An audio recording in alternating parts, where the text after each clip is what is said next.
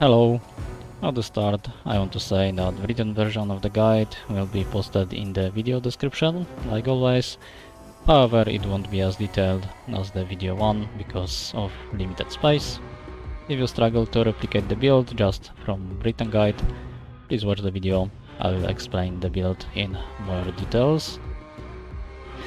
Today I will show you my new build for Necromancer that you can use in Titan Hunt.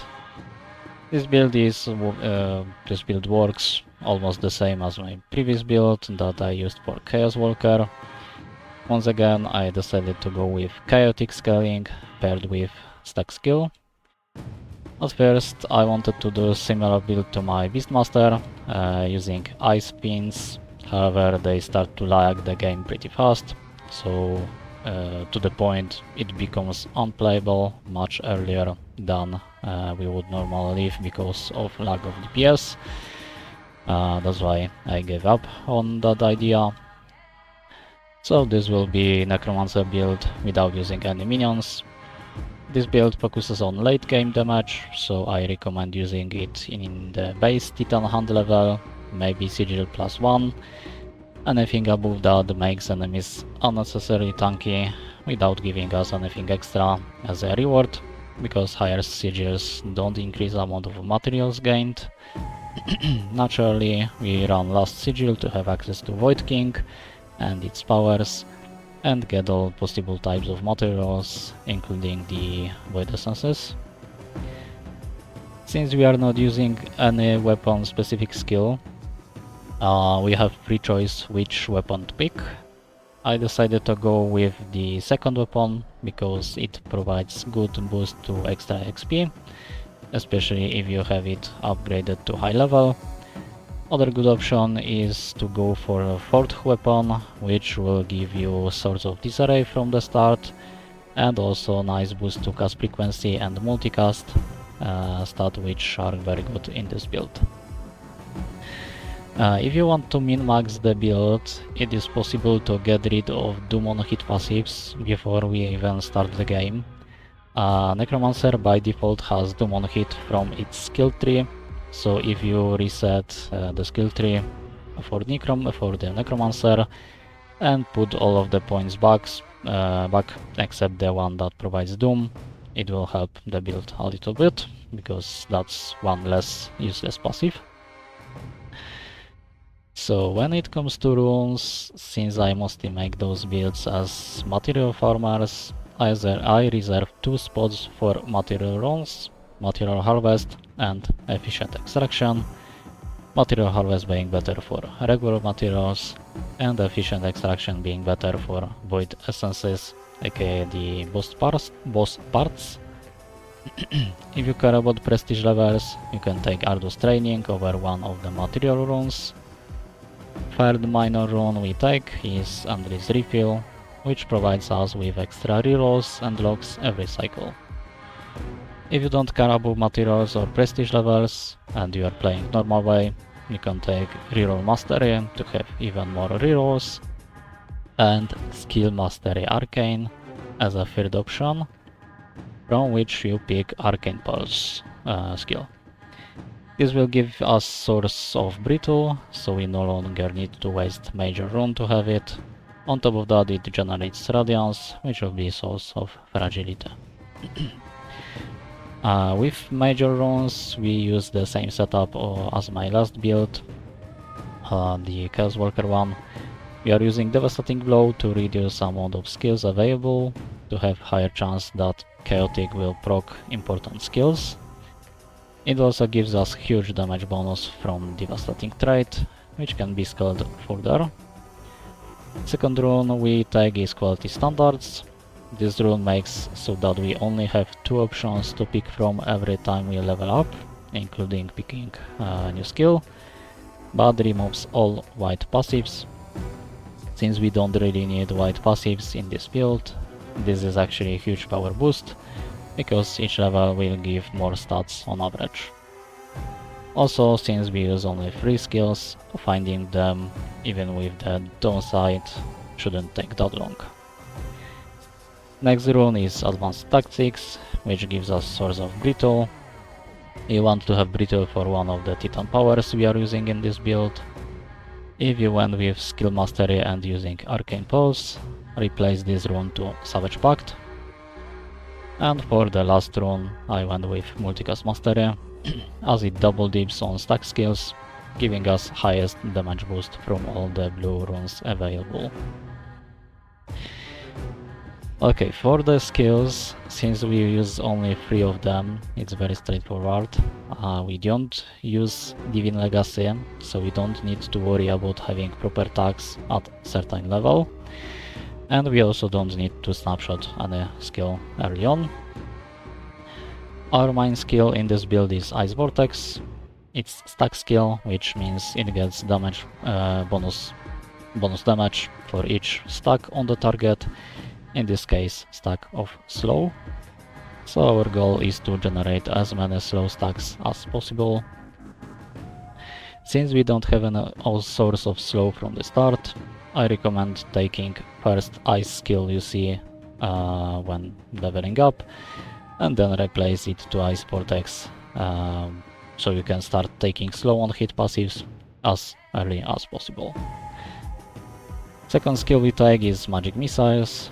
This will be our slow stack generator, thanks to hitting 20 times in total, and each hit having separate chance to apply slow from passives. It is also extra source of Fragility on top of artifact power. We don't really need it, because hard cap in Titan Hand is 200 stacks, but it will help early on. If you use Skill Mastery, you take Arcane Pulse instead of this skill. And our last skill is Chaos Bolt. This is our chaotic support.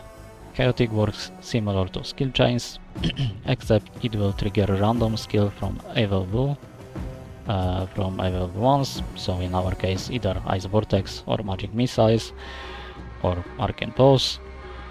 On top of that, skills triggered by it can multicast, unlike ones triggered by skill chains.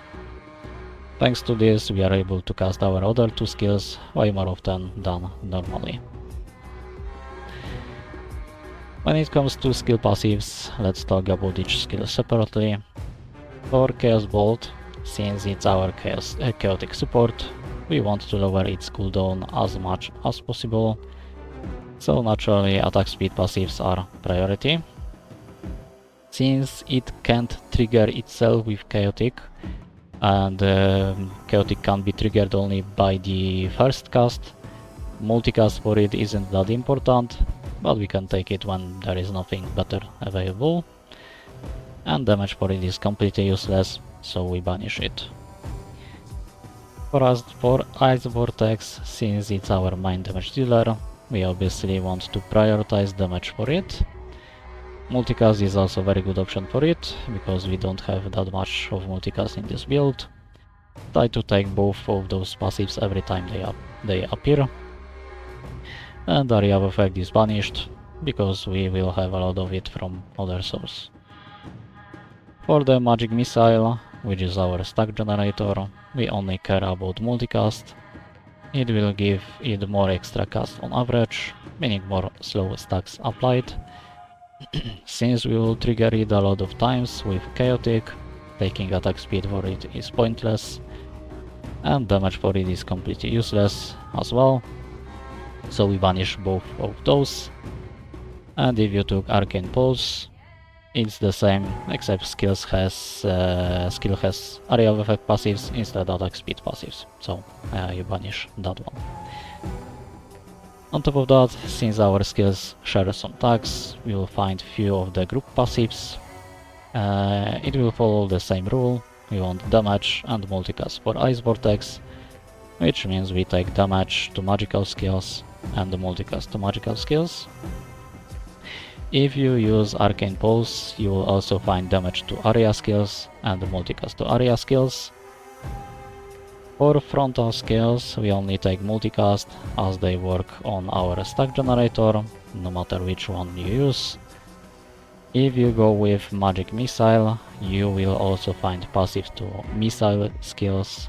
Same thing, we only care about multicast. So the difference between Arcane Pulse and Magic Missile is that Magic Missile will unlock Missile group passives, and Arcane Pulse will unlock area skills group passives. All other options that I didn't mention, so damage or area effect for some of those, are ignored. For general offensive stats passives, naturally our top priority is cast frequency to lower cooldown of Chaos Bolt further. You won't be able to reach lowest cooldown possible, so there won't be point at which it stops being our priority. If you have a lot of spare locks, we can even lock the green and obviously blue and purple tier of the cast frequency to take it more often. After the crit chance is second priority, after the cast frequency, as we don't have any good source of it in this build. After that we focus on Multicast as our third stat, and crit damage is at the last spot. Damage, including Leviathan and area effect, are banished, because we have a lot of it from other sources. For defensive stats we take movement speed until we feel fast enough. Personally I stop at around 250 extra. When it comes to HP, I recommend taking it only when blue tier passives appear. This gives us enough HP to tank some ground damage when stepping on it accidentally, and also enough for Savage Pact if you are using it. Armor and block are banished, because later on enemies penetrate 90% of our defenses. For Magnet or extra XP passives, I recommend taking green passives until reaching 200 extra, and after that take only blue passives when they appear. Obviously before 200 you also take blue ones. When it comes to negative effects, this build doesn't focus on them that much. Obviously our top priority is slow, so we want to take slow on hit and slow on crit as many times as possible, because each level makes us apply more stacks at once. Other than that, we will have access to Disarray once we take slow to Disarray synergy. We don't take Disarray on hit, just the synergy is enough to reach hard cap of 200 stacks, and extra source of Disarray would unlock Disarray to bleed passive, which is useless for us. Disarray gives us quite big damage bonus to the build, and we also use it to get access to Disarray to Disoriented synergy, which is another big damage multiplier on top. Necromancer Ascension isn't bad enough for me to say don't use it. However, it's also not good enough for me to say use it either. It's a choice you need to make on your own. If you take it, it will definitely help you with Titans deeper in, thanks to Taunt on them. However, it will reduce your overall DPS, because it will add few useless passives to the passive pool, because it will add the green and blue tier passive on the Ascension, and also poison on hit. So it's trading our damage for defense. Personally, I disabled it, as I don't struggle with dodging Titan attacks. To disable it, just uncheck the box in the starting screen. For the synergies outside of the ones that come from the Titans, we will have access to only one, slow to Disarray. Take it once, ignore it after. Okay, I already briefly mentioned few of things that we banish, so let's talk about it in more details. Actually, I mentioned all of the banishes, so let me just remind them. With our banishes, we want to focus on removing useless passives that will delete as many different passives at once. Most importantly, green and blue tier green and blue tier ones. This gives us much higher chance to find slow on hit and slow on crit passives. This is why we banish damage to our support skills, Chaos Bolt and Magic Missile or Arcane Pulse, whichever you take. In addition to that, we also want to banish area effect to Ice Vortex and attack speed to Magic Missile or area effect to Arcane Pulse, depending which one you use. On top of that, we get rid of the less useful offensive stat passives, meaning we banish regular damage, including Leviathan and area effect. And from the defensive stats, we banish armor and block, and once we are fast enough, movement speed as well. This results in removing 10 green passives, 10 blue passives, and 1 purple passive. Alright, so now that we know how the build works, what to take, what to ignore, and so on, time for another very important aspect, which are Titans and their passives. Order of them is quite important, and passives we take from them is even more important, so I recommend leaving at least 5 to 10 rerolls for each Titan to make sure we get the passive we are looking for, and we can roll for specific Titan as our next cycle. First Titan we go for is Midorak the Beetle, from which we want to take a chance to gain Colossal each time we apply Brittle. This is the reason why we need Brittle Source in the build. Extra area of effect from it will make sure that Ice Vortex hits everything on the screen, so you don't need to worry about it picking random target anymore, and this is also why we can banish area of effect passives. Second Titan we go for is Mezahead, aka the Scorpion, and we take power that allows us to spawn Sandstorms from the Colossal stacks. These Sandstorms not only will provide us with Dazed, which is one of our main sources of crit chance in this build, it also provides a lot of extra hits that can apply slow, thanks to slow on hit or slow on crit passives. Third Titan on the list is Broken, aka the Lizard, from which we take Shattered on hit power. Shattered reduces armor of enemies by fixed amount. For Titan Hunt it's 200 stacks, which is hard cap, so minus 200 armor on enemies. This means the power of it is directly related to how much armor enemies have, so the deeper we are, the weaker it gets. However, later on we use it for another Titan power, so it's always useful. The fourth Titan we go to is Arwanak the Spider, from which we take Disarray to Disoriented synergy. Disoriented provides 1% more crit damage for each stack, so it's 3 times more crit damage for the build. After beating 4th Titan, we go to the Void King realm. From Void Hunter, the mini-boss before the King, we take 100% crit chance passive, since like I already mentioned, we don't have good source of crit chance. From the Void King himself, we take chance to apply Wound on crit. Wound is unique negative effect, which gives us 50% chance to apply double stacks of any other negative effect on the target, including slow stacks, which are main focus on our build, resulting in 50% more DPS on average. After beating the King, our next Titan on the list is Mezahead the Scorpion again. This time we want to take Exposed on hit power. Exposed is biggest damage multiplier we can get from a single power. 200 stacks gives us 9 times more damage in total. 7th Titan we will be fighting is Midorak the Beetle once again, from which we want to take chance to gain aptitude each time we crit.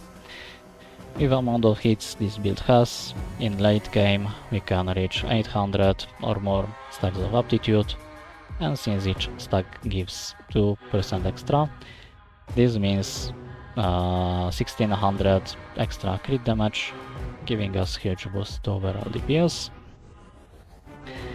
8th Titan on the list are Revolt and Valkage Kobold twins, from which we want to take Shattered to Prowess synergy.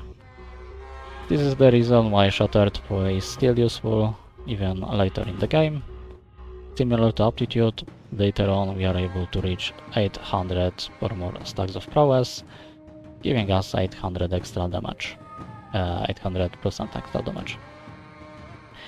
Keep in mind that stats from buffs are added to our stats, while stats provided from negative effects are multipliers. Okay, at this point we got all key elements of the build. We got all buffs and debuffs, so now we will focus on scaling further our main mechanics of this build. Like I mentioned before, this build utilizes chaotic, for which we have 100% chance to trigger, but we can scale it further with passive from Mushroom.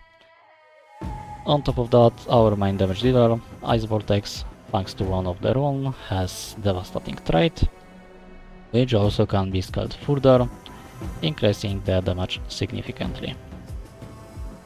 So for the remaining titans we'll be running only Mushroom and Cobalt Twins, and we'll be picking same passives every time. So for the 9th titan we go for the Felipox the Mushroom, from which we take 50% more chance to trigger chaotic. Since Chaos Bolt has 100% chance to trigger it, it's pretty much plus 50% to trigger chaotic. This is passive we want to take every time we visit Mushroom, which means it is also passive we take from 11th Titan, 13th Titan, 15th Titan, 17th Titan, and 19th Titan. And for the 10th Titan, we go for the Vivold and Valkaga, Cobalt Twins, from which we take potency of devastating trait. Each point of this doubles base power of devastating, so we go from triple crit damage to 6 times, 9 times, and so on. And once again, this is passive we want to take every time we visit Twins from now on.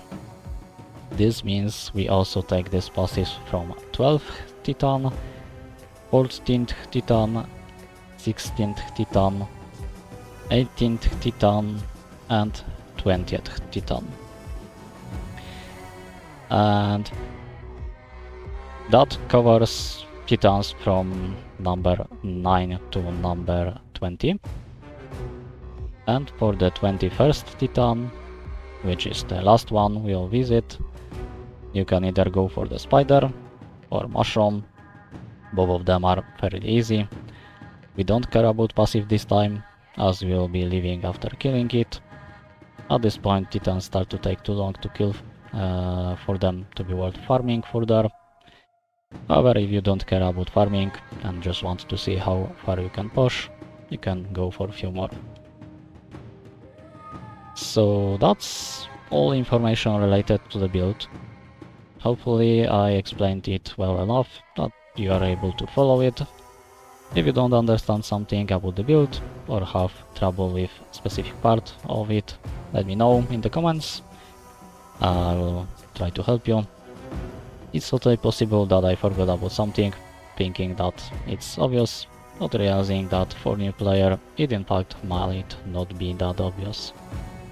I try to tag about everything in my guides, but there is a lot of things in those builds, so it's easy to forget about some less important part. You can also watch the full run of the build in the video I posted yesterday. I will put link to it in the video description as well. So I hope that this build will help you with farming materials, or maybe you will learn something that will help you in creating your own builds. So thank you for watching, I'll see you in the next one, have a good day, bye bye.